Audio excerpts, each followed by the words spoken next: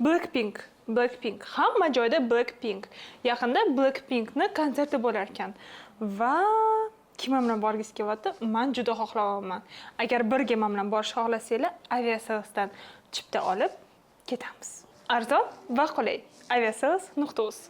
Hammaga assalomu alaykum. Bugun bizda oshxona to'qda bilamasizlar kutgandinglar. Gulinur. Go'zal bilan biz juda yomon urishardik. Oyim kundoshi bolasimisan deb urishardilar. O'shanda aytib, "Vau! Gulnur qanday ko'tarilib ketdi. Xitoyda ham tushyaptilar" deb havas qilganman-da men sizga. Ovozimiz hammamizga o'xshaydi. Oldin Guljamol opam institutlardan kimdir qilsa, men ko'tardim telefon, "Alo" desam, "Guljamol" deb gapirib ketishardi menga. Qaradimda, o'zi menga nima kerak bu hayotda? Qarasam, o'sha menga kerakli maqsadim yo'lida aktyorlik sohasi to'g'ri kelmas ekan. Sirlaringizni adangiz bilan ko'proq bo'lishasizmi yoki oyingiz bilanmi? Sirlarimni oyim bilan bo'lishaman, qaysidir holatlarda adam bilan. Masalan, oddiy qilib aytganda, homiladorligimni birinchi bo'lib adam bilganlar. Onasi agar siz boshqa o'qish tanlaganingizda bizni ko'rishmasligimiz mumkin deb yozib yuboribdilar. Shu narsani o'ylamabman dedim rostdan ham. Turmush o'rtoqlarning birim darajasi agar bir-biriga mos kelsa, shunda uyda bir-biriga tushunish, o'sha urush janjallar kamroq bo'lar ekan. Xo'jayinim topadilar, men ham topaman. Lekin bizda mani pulim, bu mani pulim, xo'jayinim pullari bizani pulimizda. Ayol kishining fazilatida shu narsa bor-da, o'zini pulini ishlatsa maza qilmaydi. Yo'q, вообще yo'q. Erini pulini ishlatsa maza qiladi. Qanaqasiz, yaxshimisiz? Yaxshi, Xudoga shukr. Biz birga kinoda tushganmiz. Hamma yozgan, "Chaqiring" deb yozishganda men sizni chaqirdim va ko'rib turgandan rosa xursandman. Rostini aytaman, bu meni opacham. Вот ular opacham hamma prям oilaviy yaxshi ko'ramasdan juda hammalarni. Biz ham juda yaxshi ko'ramiz. Rahmat katta taklif qilganingiz uchun juda ham xursandman. Mendan ham ko'p so'rashgandi. Qachon chiqasiz deb. Ana. Bugun nima tayyorlaymiz? Bugun o'zimizning milliy taom tayyorlaymiz, mastava. Bu taomni juda ham yaxshi ko'raman. Nimaga aynan mastavani tanladim? Birinchi oyimdan o'rgangan taomim mastava. Shuning uchun mana shu taomni tanladim. Men o'zim rostini aytsam, mastavani yaxshi ko'raman deb hammaga aytardim. Urasi tayyorlaylik, masalan, mastava desamki, "Yo'q, nima qilasiz mastava?" Oddiy juda ham. Men yaxshi ko'raman, men ham eng yaxshi ko'rib tayyorlaydigan taomim bu mastava. Bizga uning uchun piyoz, kartoshka, to'g'rimi? Piyoz, kartoshka, pomidor. O'zbekchasiga patinjon bo'ladimi? Sabzi solmaysizmi shunda? Yo'q, sabzi solmaysizmi? Yo'q. U nima deydi? Onalardan, buvilardan qolgan retsept bo'yicha bizda sabzi solinmaydi. Boshqacha bo'lar ekan-da, bu sizning pichog'ingiz. Rahmat. Hozir men o'zim pichoq olsam. Tak, kartoshkani tozalashga bormidi? Archa degan narsa. Archib tashlaymiz. O'sha muammo emas-ku. Mana bor ekan. Qanaqasicham bor ekan. Nechta o'sha ikkita kartoshka sizga kerak bo'ladi? Bitta dona yetadi. Bitta dona. Bitta kartoshka, bitta piyoz. Endi biz ko'p kishiga qilmayapmiz. O'zimizga. Bitta kartoshka, bitta piyoz yetadi bizga. Piyozjonni olib qo'yamiz. Bu mastavajonni tayyorlaganda asosiy narsalardan biri, e'tibor berish kerak bo'lgan narsadan bu masalliqlarni bir xil shaklda kichkina qilib to'rtburchak qilib to'g'rasa chiroyli bo'ladi. Men ham yaxshi ko'raman, kichikroq qilib, maydaroq qilib to'g'raysiz-ku. Mastava ichida chiroyli ko'rinadi-da. To'g'ri. Og'izga solganingizda ham qulay bo'ladi. Bu necha kishilik mastava qilmoqchi edingiz? Bu xo'jayinim 1 kilo boshlagan emas. Biz siz bilan ko'rishgan haqimizda, tanishgan haqimizda gapirib beray, ozgina. Men boshlaymi, keyin siz davom ettirasiz. Xato qilsangiz to'xtab ketaman. O'zi birinchi bo'lib men sizni ko'rganman. O'sha Novda kinosi proba bo'lgan. Bizani taklif qilishgan, kelganmiz va o'ynab berganmiz. O'sha kafol bo'lgan, siz bo'lgan va men bo'lganman. Shu sal g'alati bo'ladi. Yo'q-e. Do'dirroq. Voy, Ya, nima bo'ldi? yuragim to'xtab qoldi. Ana, bunaqa spektakl kiyadigan kiyimlarda, teatralniy Barok kiyimlarda, stilidagi kiyimlarda. Shunaqa o'tirganman. Bundoq qaraganman, Zulfiqor aka aytganlar. Bular bir-biriga juda o'xshaydi deganlar. Bundoq qaragan. Biz o'xshaymiz ham. Qattiq o'xshaydi. Qattimiz o'xshaydi. O'xshamaymiz deganman-da o'zimga o'zim. Keyin bular ham endi keyin so'raganman. Qanaqasiz? Necha yoshsiz deb so'raganman. Keyin aytganlar, ana nima edi? O'sha yoshingiz aytgansiz. Yo'q, men tengdim deb o'ylamaganman aslida. Tengdosh deb o'ylaganman. Da, kattasiz, men ham o'ylaganman, shu meni tengdoshim. Chunki yoshlarida shunaqa prям hozir ham chiroylilar, endi boshim yosh ko'rinadilar-da, juda yosh ko'rinadi. O'zingizni yoshingizga ancha yosh ko'rinasiz. Keyin shu bilan siz bilan kinoda tushdik, fextavayanga bordik ham, yugurdik ham, o'ynadik ham, hamma narsa qildik. Lekin o'shanda bilmasdim sizni. Endi o'z aytgansiz, endi 5 ta opa-singlimiz degansiz. Unda yaxshi endi oilalarni tanimaganman. Keyin Go'zal bilan ko'rishib qolganmiz. Go'zal bilan tanishib ketganmiz. Endi Go'zal bilan вообще yaqin bo'lib ketib, bularni связь mendan ko'ra Go'zal bilan yaqinroq ketgan. Go'zal seni keyin kutamiz, Xudo xolasa. Xudo xohlasa. Ha, shu Go'zal bilan tanishib, shunaqa yaqin bo'lib ketganmiz-da. To'g'ri. Shu paytda. Birinchi ko'rganimda lekin men ham o'xshatmaganman o'zimga. Shu keyin kinoda ko'rsam, rostdan ham o'xsharkanmiz deb shu kinodan keyin ana o'qiganman-da, o'ylaganman. Keyin Go'zalni ko'rsam, opalarni ko'rsam, singlarni ko'rsam, o'zi oilaviy o'xsharkanmiz-da. Rostdan ham opalaringizga ham ana qanaqadir siz opangiz bilan juda o'xshab ketasiz-da. Eng katta Gulchamol adashmasam, Gulchamol ikkinchi opam. Eng katta Gulbahor opa bilan juda o'xshaysizda o'zi. Ovozingiz ham o'xshab ketadi. O'xshaydi, ovozimiz hammamizga o'xshaydi. Oldin Gulchamol opam institutlardan kimdir qilsa, zaynat bo'lsalar agar va band bo'lganlarida men ko'tardim telefonni, "Alo" desam, "Gulchamol" deb gapirib kelishardi menga, "Ovozinglar bir xil ekan" deb. O'zi qanaqa shu 5 ta qiz bo'lish, opa-singil bo'lish. Men opa-singlim yo'q. Mana endi sizlardan tashqari boshqa hech kim yo'q-da, endi opa-singlim yo'q. Men o'ylayman, oyim har doim o'sham, "Oyi, nimaga menga opa-singil tug'magansiz?" Hatto singlim bo'lgan deydi. Endi aytadilar, hammani o'ziga nasibasi bergan dedilar-da. Endi opa-singil bo'lishi yaxshiligini, hamma gashtini odam yoshligida uncha yaxshi sezmaydi. Katta bo'lgandan keyin ancha bir-biriga suyanib qoladi opa-singil, o'sha paytda seziladi. Biz kichkinaligimizda endi 4 talamiz deyarli ketma-ket tug'ilganmiz-ku. Gulbahor opam, Gulchamol opam. Ular birga yurishgan, ular deyarli urushmagan. Yaxshi farzand bo'lishgan ular.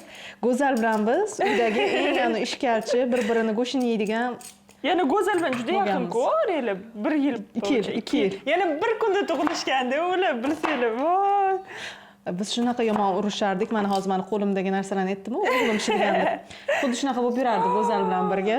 Juda yomon urushardik. Oyim "Kundoshi bolasimisan?" deb urushardilar oldin. Endi hozir menimcha shu qancha ko'p yoshligida urushsa, bolalar katta bo'lganda shuncha yaqin bo'ladi orasi. Hozir masalan bizlar eng yaqin do'stmiz-da.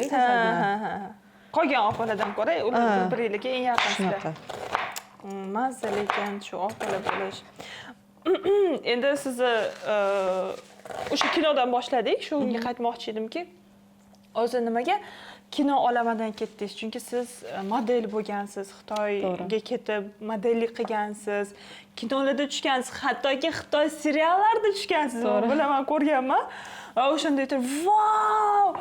Kunlar qalab ko'tarilib ketdi, Xitoyda ham tushyaptilar" deb havas qilganman-da men sizga. Keyin qarasam, sekin-sekin bu aynan kino industriyadan ketib, ko'proq biznesga qarab ketgansiz. Nimaga shunaqa yo'l tanladingiz? Endi o'zi aslida yoshligimda juda ham san'atni yaxshi ko'rganman. Muzikalniy litseyda, musiqa litseyida tahsil olganman, keyin teatralniyda o'qiganman. Lekin hayot o'sha o'tgan sari, inson ulg'aygan sari ba'zi qiziqishlari o'zgarar ekan. O'ziga yarasha odam oldiga qo'ygan maqsadlari, keyinchalik eng oxirgi nuqtam bo'ladi-yu. Shuni o'zingizga maqsadingizni belgilaganingizdan keyin ancha yo'nalishlaringiz o'zgarishi mumkin ekan.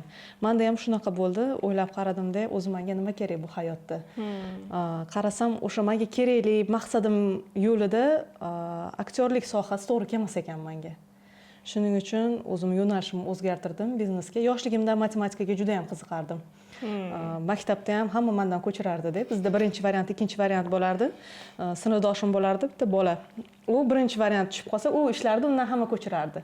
Menga ikkinchi variant tushsa, men ishlardim, mendan hamma ko'chirardi. Xuddi Nodadek.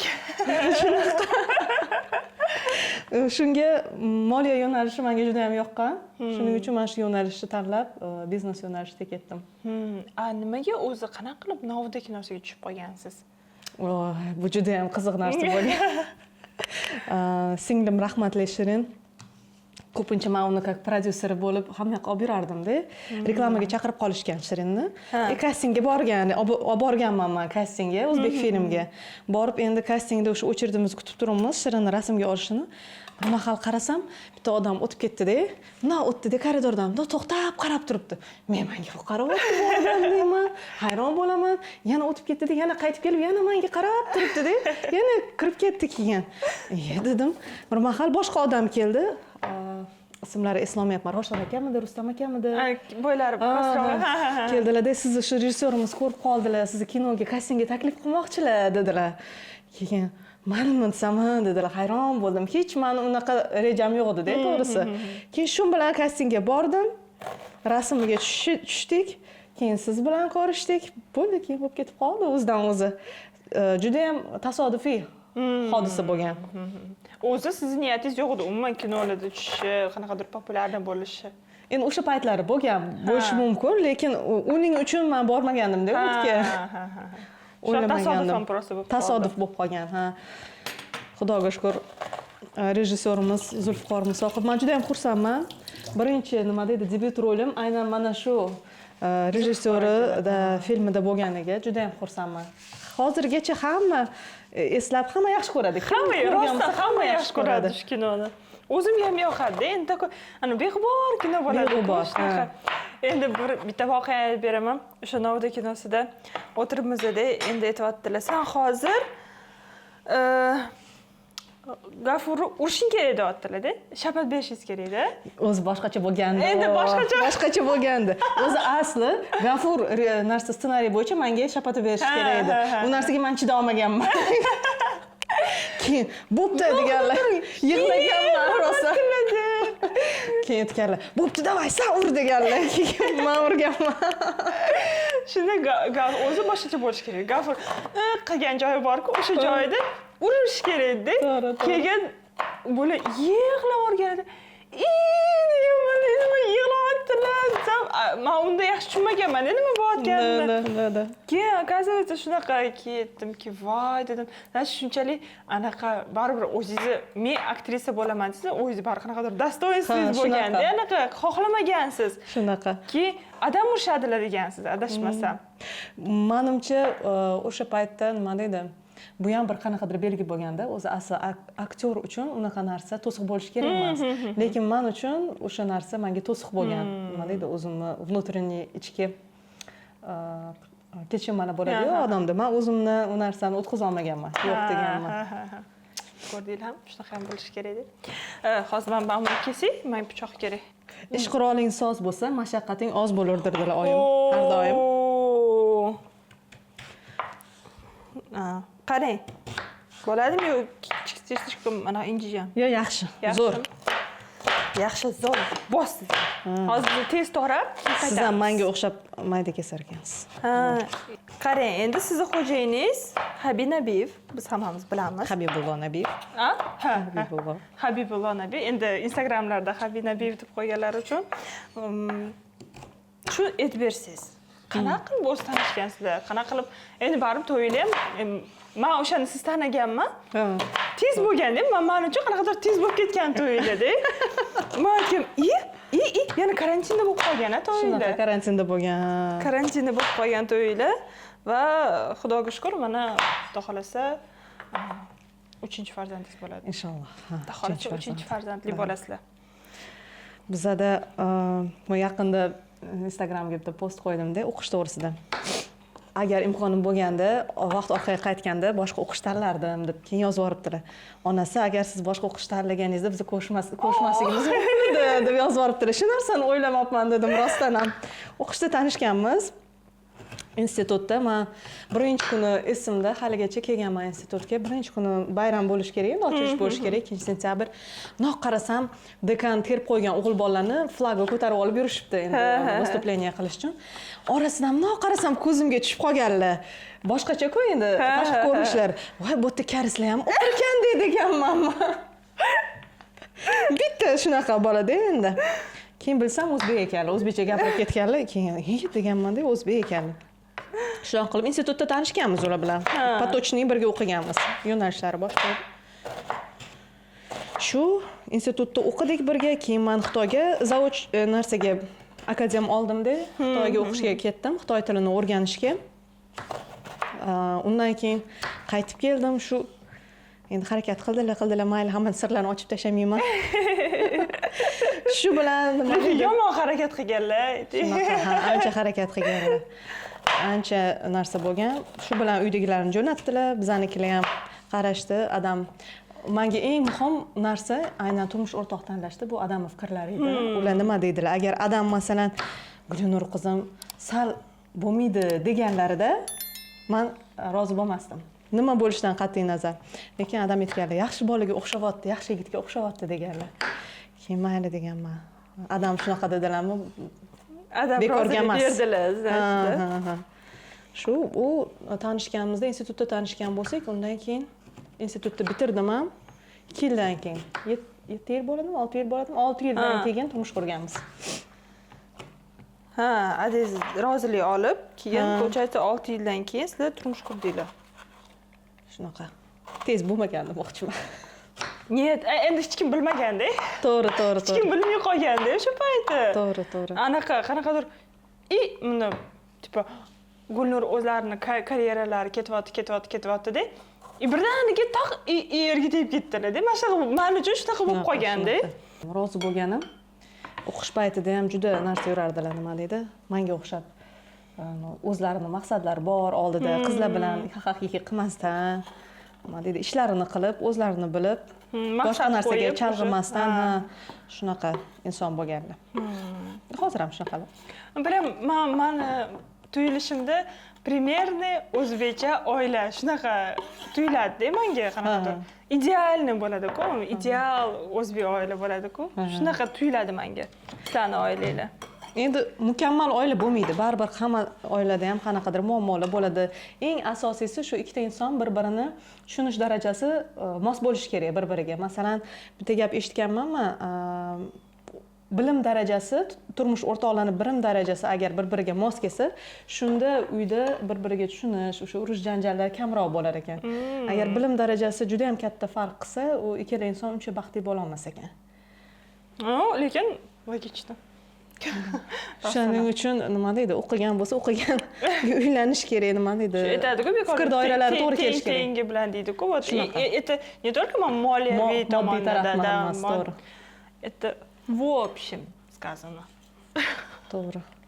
Bizani o'zi xalq maqollarimiz hammasi nima deydi, juda chuqur ma'noga ega, buni o'ylab qarasa, yaxshilab miya bilan chaqsa. Lekin bizanikilar ko'proq поверхностно o'tadi-ku bu narsadan, to'g'rimi? To'g'ri, ba'zida. Ba'zida emas, давайте откровенно. O'zi nima deb o'ylaysiz? Ayol kishiga o'qish nima keragi bor? Bizda bir xil o'ylaydi-ku, nima qilasan o'qib? Erga tegasan-ku, nima qilasan o'qib? Sizni fikringiz qanaqa bu doirasida?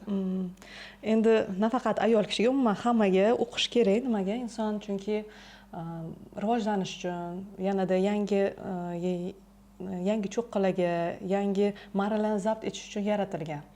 Har bir inson. U agar o'sha izlanishdan, rivojlanishdan to'xtab qolsa, uni men o'ylaymanki, qanaqadir hayvondan farqi qolmaydi. O'zi hayvondan farqi ham shunda-da, inson o'rganadi, izlanadi, yangi narsalarni egallaydi, yangi bilimlarni.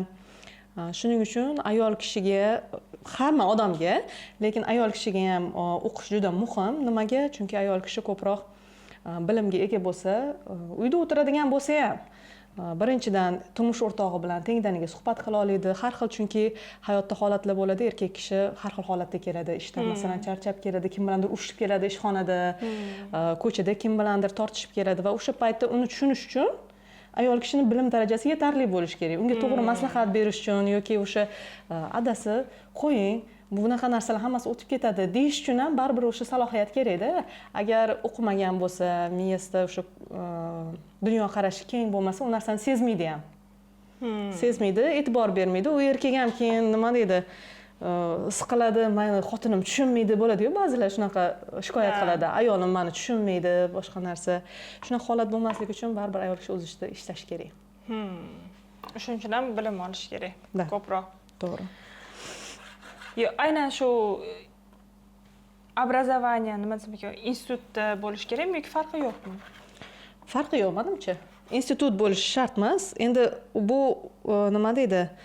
Oldingi qo'ygan maqsadiga bog'liq. Agar keyinchalik masalan ishlash, moddiy jihatdan, moliyaviy jihatdan o'zi barqaror, mustaqil bo'lishni istasa, albatta institutda o'qish kerak bo'ladi. Institutda o'qigandan keyin birorta kasb egallashi osonroq bo'ladi. Masalan, hozir men necha yosh bo'ldim? 30 yoshman. 30 yosh bo'ldim. Uni o'ylab qarasam, xola bo'lib qolman. 30 yosh bo'ldi.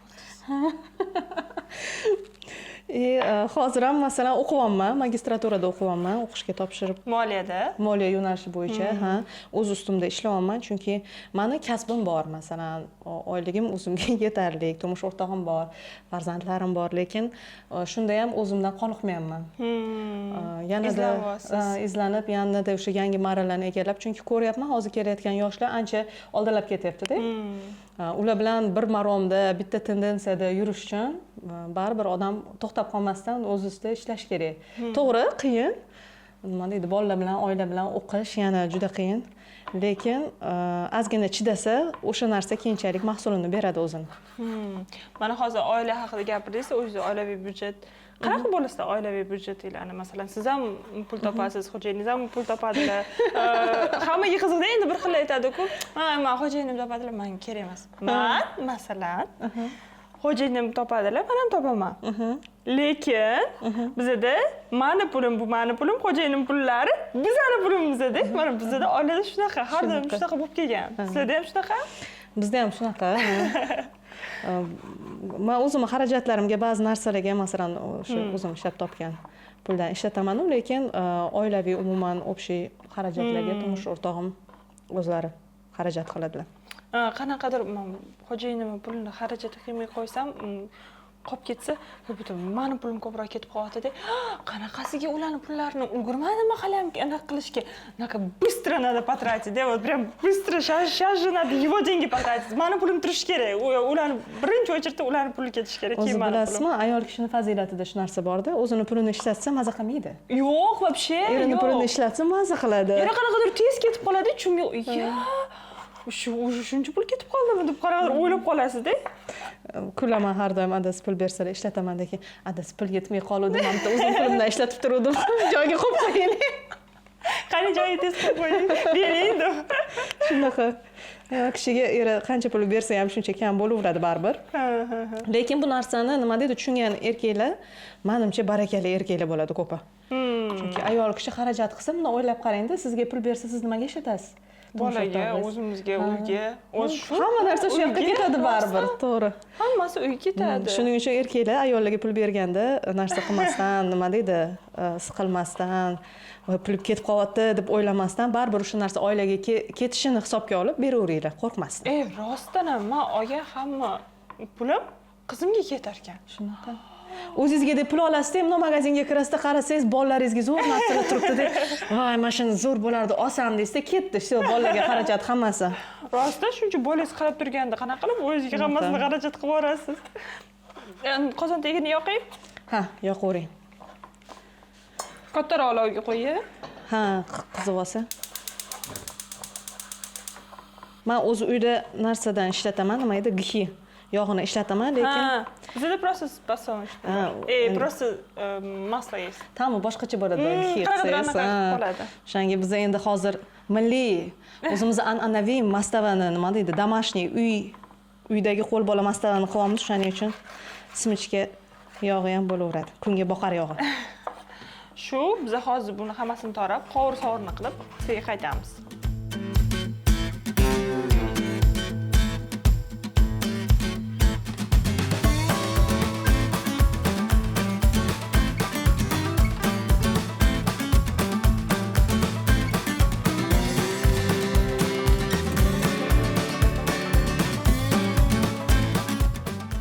Biz qovur-sovuri qilib, hozir mana guruch yuvib, zirvagini qilib yuvatdilar. Zirvagini? Zirvagini qilib oldik. Ana. Hozir endi guruchini yuvib. Oy, siz ham отдельно qilar ekansiz, ayri-ayri yong'oqlarni ichiga qovurib, ana qilishadi-ku. U keyin qolib ketgandan keyin ishib qoladi-da, guruchi yeb bo'lmaydigan qoladi keyin. Lekin pomidorni solganini ko'rsanglar, qoyil qolasizlar. Unaqa bir do'lka qilib sug'ordilar pomidorni. Ha, pomidor endi hammaga ham yoqmaydi-da. Kimgadir yoqadi, kimgadir yoqmaydi. O'shanga uni ta'mi chiqadi-yu, katta-katta qilib to'g'rab solsa, o'zi ko'rinmay turadi. Xuddi pomidor solmagansiz-da, o'zi shunaqa. O'shanaqa qizil, chiroyli, mazali. Men Xitoyda o'qiganimda bitta kampir uyda yashaganman-da. Ular guruch pishirganda guruchni yumaydi. Nimaga? Просто shu oq suvga soladimi? Ha, shunaqa qilib pishiradi. Mana Bilmadim, ularga o'sha kraxmali kerak bo'lsa kerak-da. Ha. Shunaqa deb o'yladim men guruch pishirganda. Bizni 3 martadan yuvib, Tozalab. Lekin bizdan farqli o'laroq ular bolgarskiy perets olib yuvib turib yeganman-da, xom holatida. ha. Shokka tushgan. Sen qanaqa qilib buni xom yeyapsan deb. Ular xom yemaydi umuman. Yo'q, Pishiradi. Ha, unaqa. Ozgina bo'lsa ham qizdirib pishirib oladi. Yo'q qatdaydi. Voy, ha mana. Biroz so'rang, beraman. Hayron, nima qilyaptir bu ota? Nima qidiryaptilar? Bir mahal Xitoyda qatiq sog'inganman-da, qatiq ichkim kelgan. Ularda yogurti bor, shirin turish yogurti bor-da. Rosa qatiq ichkim kelganda oyimdan so'raganman, retsept yozib bering, qanaqa qilib yuvsam bo'ladi deb. Haligi yogurtiga qatiq yutganman, stop kelib.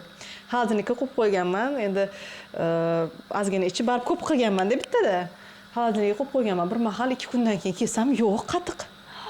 Keyin opadan so'radim, "Ay" dedim, "Qani meni qatig'im?" desam, "Voy, u qilganingga ancha bo'ldi, uni srok o'tib ketdi deb tashlavardim" dedim. Men qiynalib uni ivitganman, uni batareyalarimga qo'yib ustiga.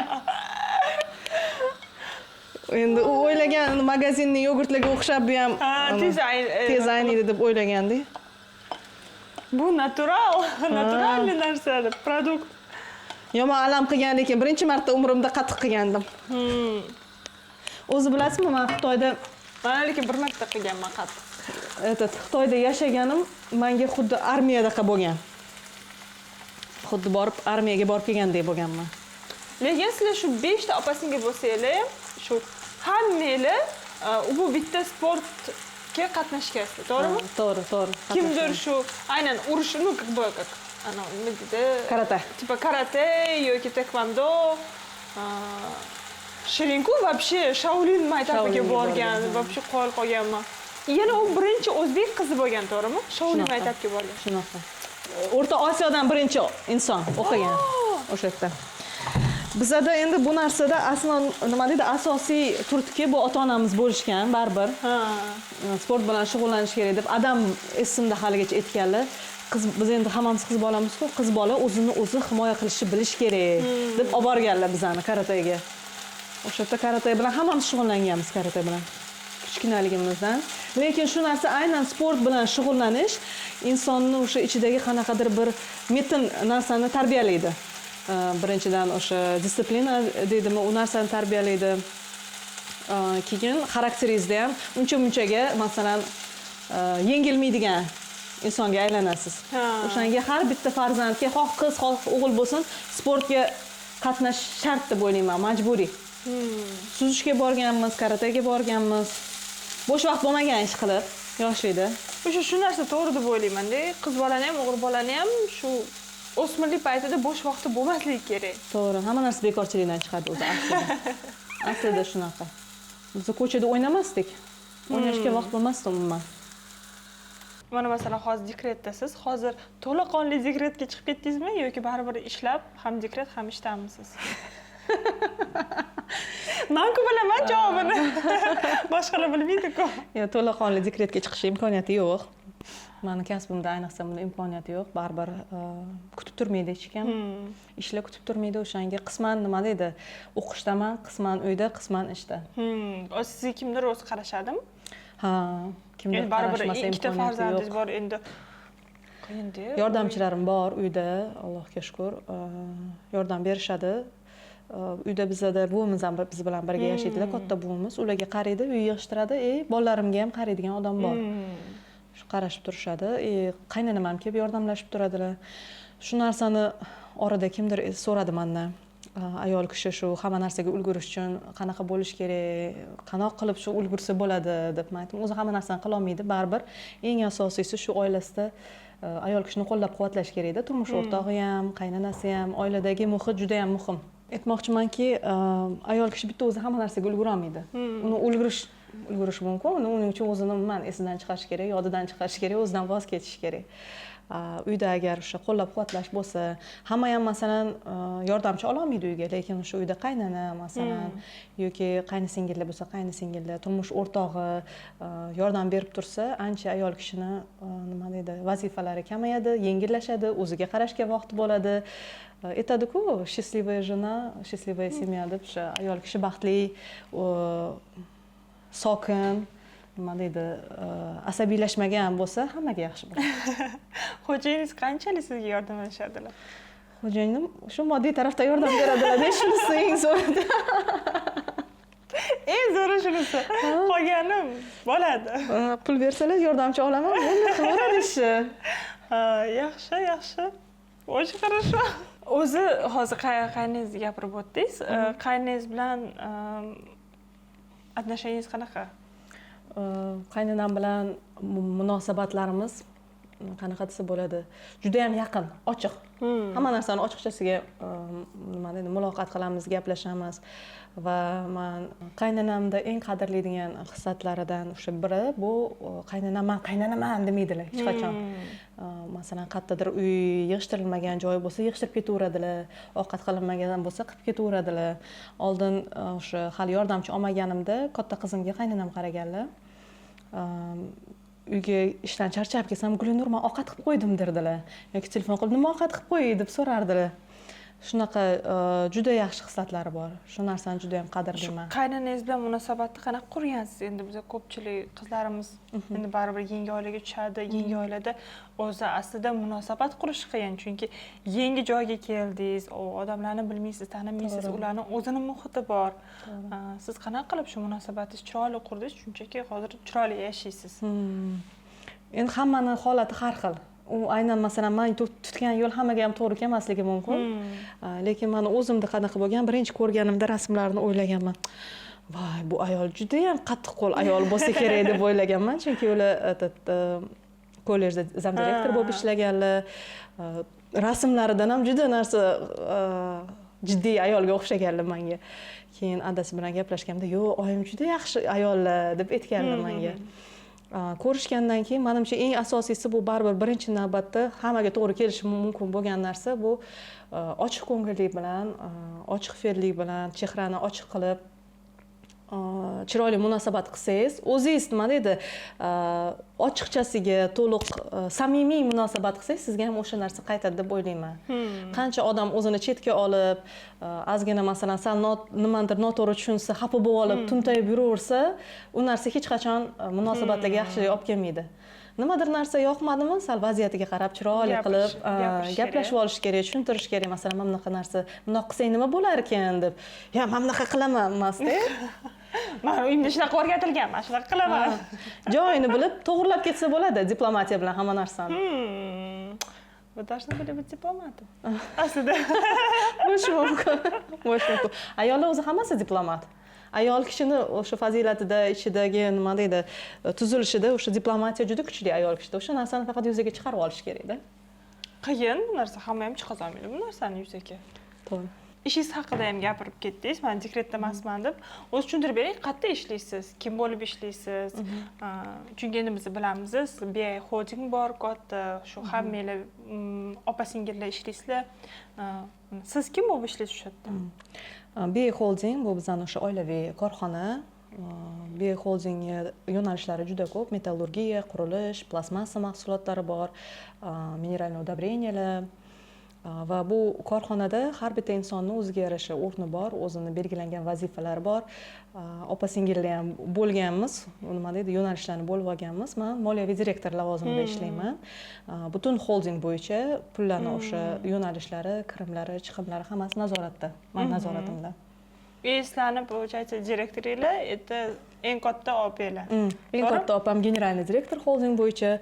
Go'zal bizda nima deydi, yangi loyihalarni ochib yo'lga tushiradigan driver bo'ladi-ku. O'sha yo'nalishda, go'zal biznesni rivojlantirish yo'nalishida. Investorga o'xshagan, просто ko'rib chiqadigan, to'g'rimi? Bunaqalarni. O'sha yangi loyihalar kelsa, masalan, ularni ko'rib chiqadi, investorlar bilan gaplashadi. O'sha loyihani agar biz olamiz desak, ishlaymiz desak, o'shani yo'lga tushib ketguncha go'zal boshqarib turadi, nazorat qilib, kuratorlik qilib turadi. Bu narsada uning tajribasi juda ko'p. Sizdan katta opangizchi? Ular biznes ombudsmanda ishlaydilar, shu yerda o'rinbosari. Ha, tushunarli. Bitta Ular endi biz biznes qilsak, ular biznesmenlarni himoya qiladilar-da. Shunaqa. Hammanglar o'zi aslida naqasizlar? Nima edi? Partiyada, to'g'rimi? Ha, partiyaviy. Hamma manimcha partiyasi bor. Shu hammanglarning partiyalar bor, to'g'rimi? Hamma har xil partiyada. Yo'q. Yo'q, bitta. Adolatmi-ku? Yo'q. Adolat emasmi? O'zlida O'zlida. O'zbekiston Liberal Demokratik partiyasi. Endi hammanikini aniq eslolmayman, lekin men Gulbahor opam Go'zal O'zbekiston Liberal Demokratik partiyasidanmiz. Siz deputat bo'lgansiz. Ha, 2000 eslolmayapman hozir yillarini. Ish qilib 4 yil deputatlikka saylandim. Ha, tugadi meni narsam, muddatim. Nimaga yana qayta saylanmadingiz? Ulgurolmayman deb o'yladim. Chunki deputatlik bu anaqa yengil, shunchaki nima deydi, maqom uchun olinadigan narsa emas-da. Siz deputatlikka olasizmi, o'sha yukka bo'yningizga olishingiz kerak. O'sha yerdagi aholini dardi bilan yashashingiz kerak. Har doim ularni borib ko'rib, nima muammosi bor, o'sha muammolarini hal qilib berishingiz kerak, yechilmayotgan narsalarni. Qo'pol qilib aytganda, shu davlat bilan insonlarni o'sha orasidagi shu bog'lovchi mexanizm bo'lishingiz kerak. Shuning uchun men u narsani o'yladim, qilsam oxirigacha yaxshi qilishim kerak, lekin men hozirgi holatimda ulgurmayman deb o'yladim. O'zi nimaga deputat bo'lmoqchi bo'ldingiz? O'zi juda tasodifan bo'lgan. Shunaqa taklif bilan chiqib qolishgan, deputat bo'lasizmi deb. Zavodda Gulistonda ishlab yurgan paytimda shunaqa bo'lgan. Biz juda ko'p xayriyalar qilardik, juda ham ko'p shu xalqqa yordam berardik u paytda va men o'zimga qiziq bo'lgan shu narsa. Chunki shu narsani qilgim kelgan. Nima deydi? Insonlarga qanaqadir yordamim tegsa agar, men bu narsadan juda xursand bo'lardim deganmanda, rozi bo'lganman. Hammani o'zini yo'li bor ekanda, baribir. To'g'ri. Gulbahor opangiz aytganlarda, ya'ni ularda intervyu olganda aytganlar, mana men birinchi, ya'ni savol bo'lgan ularga va ular javob qaytarganlar, men birinchi 1 millionimni 18 yoshimda topganman dedilar. Sizchi? Birinchi 1 millionimni necha yoshimda eslolmayman, lekin men daftarim bor edi. O'shanga yozib yurardim. Men birinchi 1 millionimni men buncha yoshgacha topaman deb. Erishganman u narsaga. Adashmasam turmush qurganimdan keyin 1 yildan keyinmi, 2 yildan keyinmi erishganman. U plus minus 25 yoshlar bo'ladimi shunda? Shunaqa, ha. 25 yoshlaringizda birinchi million topgansiz. Qalay qizlar? Endi bu narsani menimcha men topganman deshim xato. Yo'q, endi baribir, baribir nima deydi, oilaviy korxonadagi ish nuqtai nazaridan topilgan narsa. Men deyishni o'zi yoqtirmayman.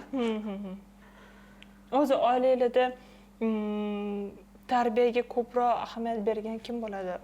Otangizmi yoki onangizmi yoki birga baribir ular birgalikda shunaqa bizni endi oilada tarbiyaga birgalikda e'tibor bermasa, faqat bir kishi jonini jabborga berib harakat qilaversa bo'lmaydi. Er xotin, xo'sh ho'kiz baribir ikki tarafdan bo'lgan. Oyim tarafdan berilgan tarbiya bizga ko'proq o'sha nima deydi, ma'naviy tarbiya bo'lsa, duxovniy tarbiya bo'lsa, adam tarafdan o'sha moliyaviy yo'nalishlar bo'yicha, biznes bo'yicha, hayot darsi bo'yicha nima deydi, ayol kishi o'zi qanaqa tutish kerak, o'zini qiz bola qanaqa tutish kerak, do'stlarga nimani gapirsa bo'ladi, nimani gapirsa bo'lmaydi, o'zi kim, sana do'sting bo'ladi, shunaqa narsalar bo'yicha adam juda ham ko'p o'zlarini tajribalarini biz bilan bo'lishganlar. Go'zal aytardi, endi oldin ko'p gaplashib qolsak, turmushga chiqishdan oldin aytardi. Men endi tipo adam bilan unda hammanglar уже erga tegib ketgan bo'lasizda, faqat Go'zal bilan Shirin qolgan bo'ladi. Lekin Shirin ko'proq media tomonda ketgan bo'lsa, Go'zal endi ko'proq adasi bilan finansiy shu biznes bo'yicha ketganda, aytadi, har kuni odamlar kechasi kelib o'tirib shu ana qilaman, вместе сидим и калькуляции делаем derdi. masalan erga tegsam keyin nima bo'lar ekan deb shu narsani aytganda u o'zini qanaqadir qo'rqinchligi bo'lganmi yoki o'zini hissiyotini aytib berganda menga men aytganman qanday zo'r qanaqa endi baribir boshqacha hissiyot-ku adadingiz bilan kelib masalan kechqurun qanaqadir gaplashib aynan shu biznes bo'yichami boshqa baribir bemalol siz adangizga ko'proq bemalol o'zingizni sirlaringizni adangiz bilan ko'proq bo'lishasizmi yoki oyingiz bilanmi qanaqa sirlarga bog'liq deb qaysidir holatlarda sirlarimni oyim bilan bo'lishaman qaysidir holatlarda adam bilan masalan oddiy qilib aytganda homiladorligimni birinchi bo'lib adam bilganlar birinchi adamga aytganman nimaga birinchi endi ko'proq endi homilador bo'lsa ko'proq endi bilmayman manda shunaqa men oyimga aytamanda bilmadim manimcha shunaqa his qilganman man birinchi adamga aytib birinchi adam xursand qilgim kelgandir balki endi qaysidir masalan oilaviy hayotiy masalalarda maslahat kerak bo'lsa ayollarni ko'proq maslahat kerak bo'lsa oyimga murojaat qilaman ish yuzasidan ko'chadagi masalan qanaqadir mojarolar yoki erkak kishilar bilan bo'lgan suhbatdagi qanaqadir maslahatlar kerak bo'ladigan joyda adamga murojaat qilaman mana masalan siz to'liq to'kis ishonasizda masalan xohlagan narsangizga ishonib qo'ysangiz bo'ladi xohlagan siringizni bu qanaqa qilib sizlarni ota onanglar shu darajaga olib kelishdi sizlar to'liq to'kis ishonasizlar ota onanglarga va to'liq to'kis ayta olasizlar hamma masalan dard bo'ladimi xursandchilik bo'ladimi mana bir xillar naborot bekitmoqchi bo'ladi qanaqadir boshqalar bilan bo'lishdi deydi lekin man go'zaldan ham bilaman sizlar ko'proq birinchi oilada hal qilib oilada gaplashib keyin agar nimadir tashqariga chiqish kerak bo'lsa tashqariga chiqarasizlar lekin oiladan ichidan chiqmaydigan narsa chiqmaydi desada endi bu qanaqadir правило deymiz ham qanaqadir o'zinglarni stерженda это ваш семейный manimcha bu narsaga eng asosiysi bu ota onani o'zini namunasi bo'ladi bo'ya bergan savolingizga ham xuddi shuni aytaman ota onamiz bizga o'zlarini sirlarini o'zlarini o'sha kechinmalarini ular bizga ishonib topshirishgan birinchi navbatda bizdan nimadir talab qilishmagan o'sha yoshligimizdan masalan ishlarda qanaqadir muammolar bo'lsa adam kelib gapirib berardilar bizga mana shunaqa bo'ldi mana bunaqa bo'ldi ko'p holatlar bo'lgan o'sha kimlardir nima deydi aldab ketgan kimlardir sotib ketgan hamma narsadan biz har doim xabardor bo'lardik ko'chadagi kimlardir emas biz uyda o'sha oilaviy nima deydi ovqatlanish davrasida kechqurun ovqatlanib bo'lgandan keyin hayot darsida hamma narsa o'rtaga qo'yilib muhokama qilinardi shuning uchun menimcha biz mana shu namunani ko'rganimiz uchun o'zimizda ham shu narsani nima deydi tarbiyalaganmiz deb o'ylayman shuning uchun birinchi navbatda farzandlarga ota ona o'zi ishonch berishi kerak keyin farzandlar ularga ishonadi rostini aytyapman man ko'rmaganman man uchun aytyapmanku sizlarni oilalar это пример man uchun endi o'sha nima deydi ota onani farzandga bo'lgan ishonchi farzandni kelgusida ota onasiga bo'lgan ishonchini ortishiga sabab bo'ladi shuning uchun ko'proq nima deydi farzandlarga to'g'ri yo'nalish berib keyin o'ziga qo'yib qo'yish kerak ishonish kerak masalan o'zbek oilalarida ham juda hammasi ham masalan qizini chet elga o'qishga jo'natmaydi qo'rqadi qiz bola va ertaga nimadir bo'lib qolsa boshqa narsa lekin bizda shunaqa savol bo'lmagan hech qachon boraman o'qiyman deganda davay o'qi faqat qattiq harakat qilishing kerak adam har doim aytadilar eslab yurgin kimni qizisan san mani yuzimni yerga qaratishing kerak emas derdilar rasmni qo'yib qo'ysang rasmimni stolingga eslab yurasan har doim deb juda ham qattiq qo'l bo'lganlar adam hozir ham qattiq qo'llar lekin o'sha narsa bizga nima deydi o'zimiz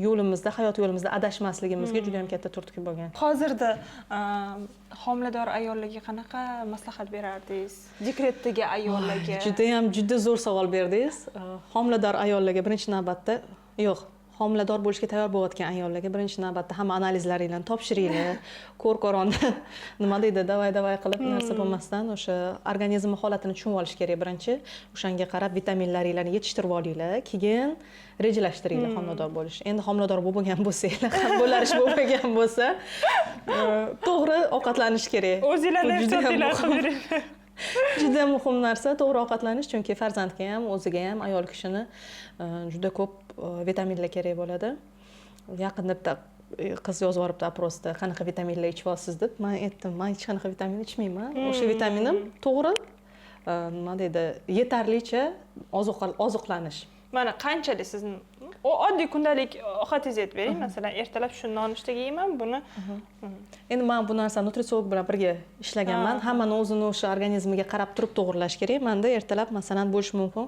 Qaysidir kuni o'sha achitqili nonda qanaqadir buterbrod, tunets, avokado bilan yoki qaysidir kuni ovsyanka har xil yagadalar bilan. Obedga baliq, tovuq nimadir, lekin bez krupy. Tushundim. Uglevodlarsiz. O'sha grechka, guruch nimadirlarsiz. O'sha oqsil deydimi? Toza oqsil manbai. Har bitta ovqatim albatta birinchi navbatda salatdan boshlanadi, ko'katlardan. Icebergni juda yaxshi ko'raman. Qisir. Ha. Hamma ovqatga ta'm berib turadi, qanaqadir o'zgacha. Rukola, iceberg nima bilandir. Keyin asosiy ovqatga o'tiradi. Kechga yengil narsa, kechga oqsil yemayman. Ko'pincha juda yesam baliq yeyishim mumkin. Kechga o'sha salatda nimadirlar. Ba'zida duxovkada pishirilgan kartoshka yeyishim mumkin. Kartoshkani juda yaxshi ko'raman. Lekin ba'zilar aytadi, kartoshka diyetida mumkin emas edi. U narsa xato ekan. Kartoshka mumkin ekan, faqat o'sha qovurilmagan, duxovkada pishirilgan, issiq holatida yeyish kerak emas. Sovutilgan bo'lishi kerak. Shunaqa. Kartoshka desangiz, ana skumbriya bilan, kartoshka, chesnok, piyoz, shu ozgina qilib saryog' bilan uncha qo'yib, bunday qo'yib. Nimaga shu narsani? Eng zo'ri anu kartoshka, selch ustiga piyoz. O'zingizda. Hozir aytdingiz, analizlarni topshiringlar, boshqa qilinglar deyapsiz. O'zi toksikoz kelib chiqishini ham aytib bering, nimaga? Endi to'g'ri, biz doktor emasmiz, lekin endi boshdan kechirgan narsalarni aytib beramiz. Endi menimcha toksikozni kelib chiqishini hali hech kim bilmaydi nimaga, asosiy nima deydi? Sababi nimaligini, lekin men o'zimda kuzatganlarim bo'yicha o'sha organizmingiz yaxshi tayyor bo'lmasa, homiladorlikka toksikoz bo'lasiz. Shunaqa deb o'ylayman men. O'sha vitaminlar yetishmovchiligi bo'lsa, shu toksikoz bo'ladi. Endi bilmayman, men birinchi homilador bo'lganimda men to'laqonli zo'r vitaminlarga boy bo'lganman-da. O'shaning uchun umuman toksikoz bo'lmaganman. Umuman 1 gram faqat odamdagi toksikoz bo'lganman, такой вредный bo'lib yurganman-da. Keyin Rayhon opam aytgan, menga o'xshagan qiz tug'asan degan. Hali men bilmagan, qizmi, o'g'ilmi bilmagan. Xuddi shu Rayhon opa og'ziga tufurib qo'ygansiz deyman qizimni. Farishtalar o'sha paytda amin deganda shunaqa o'xshaydi, bilasizmi? Prям qiliqlari ham как она себя любит, prям Rayhon opaga juda o'xshaydi. Men qoyil qolaman bir xilda. Mana masalan biz hozir ota-ona haqida gaplashdik, farzand haqida gaplashdik. Agar masalan sizni farzandlaringiz siz xohlamagan yo'nalishni tanlasa, xo'p dermidingiz? Endi to'g'risimi? Mana oddiy juda qiyin savol. Juda qiyin savol. Baribir qaysi kasb, o'sha qaysi yo'nalishni tanlashiga qarayman. Qanaqadir masalan insonlarda o'zini o'sha nima deydi? Tabu deydimi? Asosiy prinsiplar bo'ladi, hayot o'sha chegaralari tuziladigan. O'sha chegaradan chiqib ketmasa, masalan, keyinchalik egallaydigan o'sha kasbi unga yetarlicha mablag', ma'naviy tarafdan ham yetarlicha nima deydi, foyda olib keladigan bo'lsa, men rozi bo'laman. O'zim ham farzandlarimga kasb tanlash niyatim yo'q. O'zi tanlasa, endi men yo'nalishlarni beraman, albatta yo'nalishini beraman, nima deydi, qaysidir sportlarga berib yo'naltiraman. O'zini talantdan kelib chiqib, masalan, qizim ko'proq o'sha nima deydi, san'at yo'nalishiga juda moyil. Tvorческий odam juda ham. O'shanga balkim shu yo'nalishda dizaynermi, bilmadim. Hozir aynan sun'iy intellekt rivojlanayotgan paytda o'sha yo'nalishlar ham juda talab katta bo'ladi bu yo'nalishlarga ham. Chunki baribir sun'iy intellekt inson kabi yaratish qobiliyatiga ega emas. Tvorческий yo'nalishlar juda ham katta talabga ega bo'ladi. Ha. Shuning uchun men shu yo'nalishga balkim yo'naltirarman deb o'ylayman, lekin albatta o'zida qiziqish ko'rganim uchun. Agar uni qiziqishi boshqa yo'nalishga bo'lsa, masalan, mening o'g'lim juda ham harakatchan. Nima deydi, sport, urish, tepish, o'shunaqa narsa bo'lsa, u birinchi narsada. Uni sport yo'nalishiga sal yo'naltiraman deb reja qilaman. Lekin agar ularni keyinchalik o'zgarsa, fikri o'zgarib qolsa, agar u narsa ularning inson sifatida shakllanishiga, yaxshi odam sifatida shakllanishiga zarari yetmasa, undan ko'ra nima deydi, yaxshi inson bo'lib yetishishiga foydasi tegadigan bo'lsa, men rozi bo'laman. Xitoylikni ko'rdim dedingiz Instagramda. Gapirib chiqqan gapi shu haqida gapirib bersangiz. Yaqinda shu eshitdim, xitoyliklar o'zi Xitoyda bo'lganimda ham bu narsani guvoh bo'lganman. Farzandidan o'sha nimani xohlayotganini so'rash bu juda ham ahmoqlik deb hisoblaydi. Chunki yosh bola sizni o'sha hayot tajribangizga ega emas. U nima to'g'riligini bilmaydi. Uni o'zingiz yo'naltirishingiz kerak deydi-da. Bolasidan so'rab o'tirmasdan xohlaydimi, xohlamaydimi, masalan, qaysidir darslarga, qaysidir yo'nalishlarga beradi, yo'naltiradi. Qanchalik to'g'ri bu narsa? Bu narsani men o'zim miyamda sharhini qildim, o'ylab ko'rdim. Chunki har bitta baribir internetdan olgan ma'lumotingizni, ha, shu to'g'ri ekan deb ketavermasdan fikrlash kerak ozgina. O'ylaymanki, asosan 80%, men 70% gami bu gap juda ham to'g'ri. Har xil holatlar bo'ladi-da. Endi masalan, men qizimda o'sha oyoqda plastoskopiya bor, yassi oyoqli deydi bechasiga.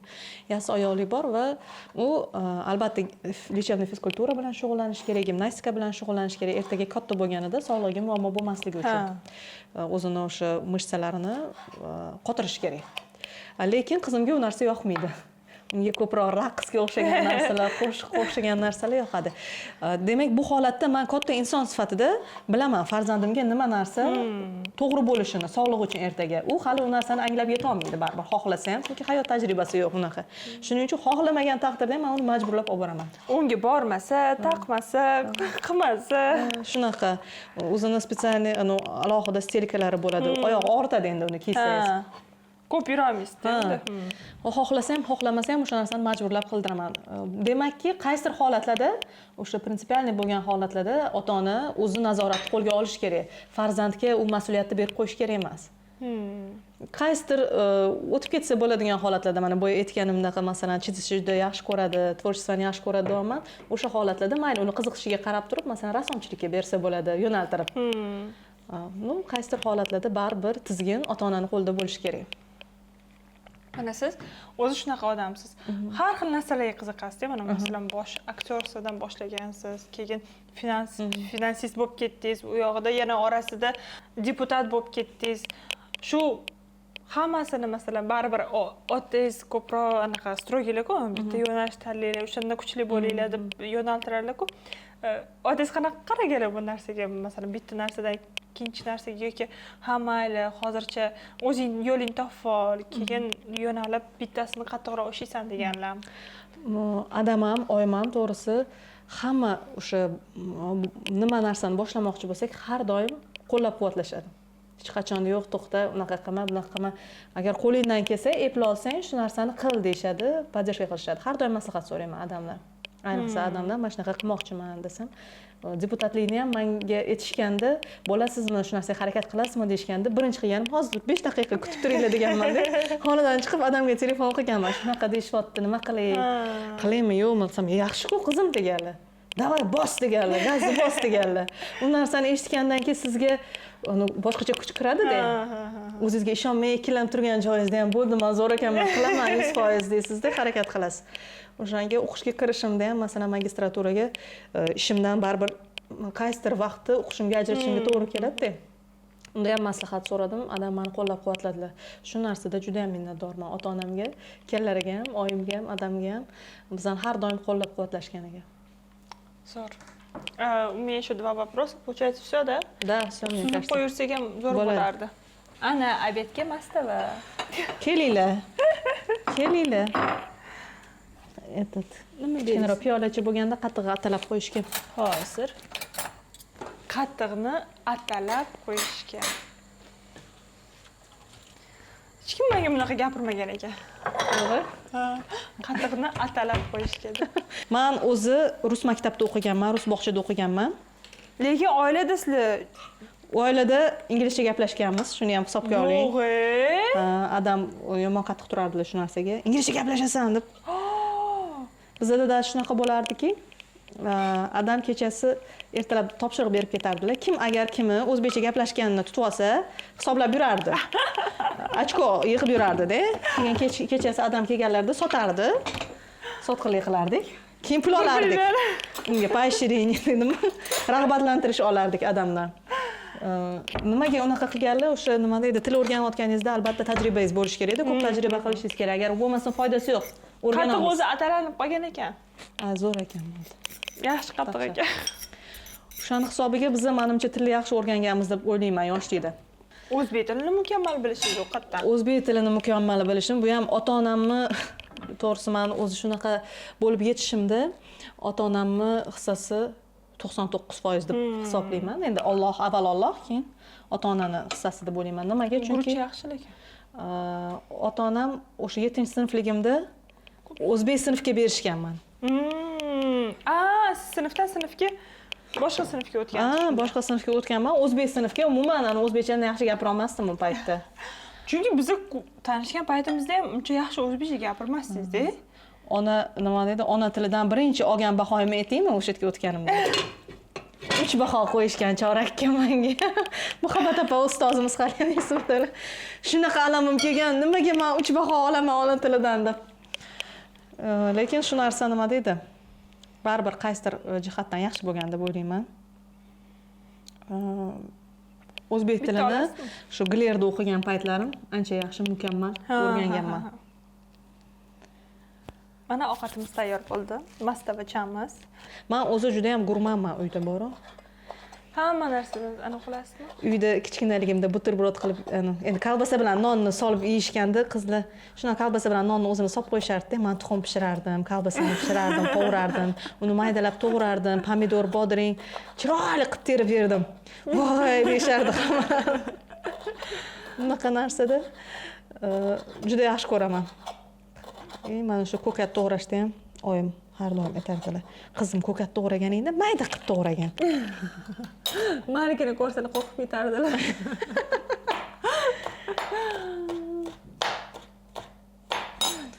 Malik pichoq yomon deb ayb qilamiz. Mayli. Aytmadingizda, плохой motal so'rab. Uni tashlab bo'lsin-ku. Yo'q, lekin ish quroliga ko'p narsa bog'liq. Mana shef povurlarning pichoqlari har doim bilasizmi, o'tkir bo'ladi. O'zidan boshqa hech kimga bermaydi ishlatishga. Sizga solingmi, solmaymi? Ha, soling. Endi shuncha chiroyli kesdingiz. Ana bo'lmasa. Qalampirchadan ham bitta to'g'raymi? Yeysizmi siz? Yo'q, qalampircha. Mayli, hidi chiqdi ana yuzi. Ana shunaqa qizlar. Bunaqa qilsangiz sal chiroyli bo'ladi-da vida. Nima deydi? Ishtahani ochadigan bo'ladi. Birinchi bo'lib o'zi ko'z bilan yeyiladi-ku, ovqat ko'z. To'g'ri. Birinchi nazar tushadi, keyin hidini sezasiz, keyin oxirida ta'mi. Ana. Qoshiqingizni berib tursangiz. Menga lekin bittagina solaymi? Achchiq yeyolmayman. Ana. Hop. Hop. Ana haqiqiy mastavacha bo'ldi. Uni hidini bilash kerak. Hidi dahshat lekin. Achchig'i hidi ham shuna burunni ochyapti bori. Men bolalarim mastava ichayotganda, mastavadan ko'ra ko'proq qattiq ichadi, bilasizmi? Men bilmayman, umuman yaxshi ko'rmayman mastavani qattiq bilan. Mastavani shu anaqa bilan, o'zini yoki bo'lsa qaymoq bilan. Mayli. Ta'mini ozgina o'zgartiradi-da, qattiq. Lekin birinchi marta mastava sabzisiz mastava yeyishim. Yeb ko'ring. Aytasiz.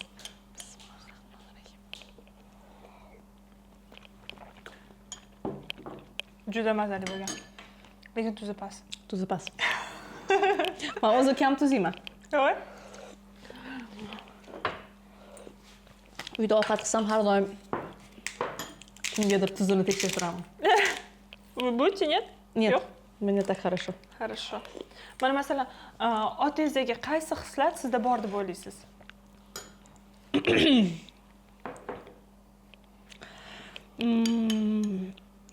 Menimcha adamdan qo'y qalampir zo'r achchiq ekan.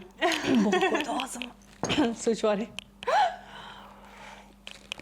Menimcha adamdan eng ko'p o'tgan xislat menga boshqalardan ko'ra ko'proq menga o'tgan yoki adamdan ko'proq menga o'tgan xislat bu mehribonlik va saxiylik. Shu narsa menga ko'proq o'tgan deb o'ylayman. Boshqa xislatlardan ko'ra shu xislatlar ko'proq o'tgan. Qaysi otangiz bergan, endi ota-onangiz bergan tarbiyani ko'proq siz hozir farzandlaringizga qo'llaysiz? Birinchisi bu qo'rqmaslikni. O'ziga ishonch, o'ziga bo'lgan ishonch va qo'rqmaslik. Chunki bu hayotdagi asoslardan biri deb hisoblayman. hayotda ko'p narsaga erishish uchun, o'zingizni hech qachon kimgadir masalan kamsitib qo'ymaslik uchun o'zingizga o'sha bo'lgan ma'lum bir ishonch va qo'rqmaslik kerak. Endi oxirgi savolimiz. Kichkina Gulnorga nima derdingiz? Kichkina Gulnorga. Men endi eslayapman-da, hozir endi siz bilan ko'p bir soatdan oshiq gaplashyapmiz-ku. Endi eslayapman-da, qanaqa edingiz? Такой прям sho'xro, lekin в то же время такой серьезный qiz edingiz-da. O'sha o'ylayapman. U payt уже kattaroq bo'lgansiz-ku. Endi undan ham kichkina Gulnorga nima derdingiz? Undan kichkina Gulnorga aytishim mumkin bo'lgan narsa, Gulnor, sen to'g'ri yo'ldasan, faqat olg'a bosgin. Shunaqa. Men sizni ko'rganimdan juda xursandman. Taklif qilganingiz uchun rahmat. Rahmat, mastava uchun ham rahmat. Endi bizni ovqat yeb olinglar. Ha. Shunaqa, endi o'zimizdan gaplashamiz.